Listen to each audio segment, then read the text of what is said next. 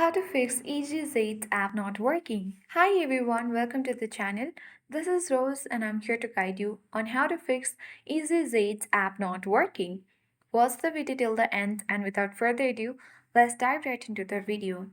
First, we will update the EasyZ app. Make sure you are running the latest version of the app. Open Play Store and search for EasyZate Travel app.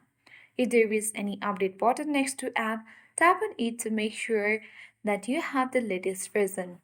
If you're still encountering issues, try clearing the cache. Tap and hold EasyZate app. Tap App Info. Now tap Storage Users and tap Clear Cache. Once you have done that, you need to check whether your issue resolved or not. If not, try reinstalling the app. Tap and hold EasyZet app and tap on install button. Again tap on install and reinstall from Play Store. Go ahead and open Play Store. Now search for EasyZet app using the search bar. Now tap on install button and your issue will be hopefully fixed. I hope this guide was helpful. If it was, then do like, share, comment and don't forget to subscribe.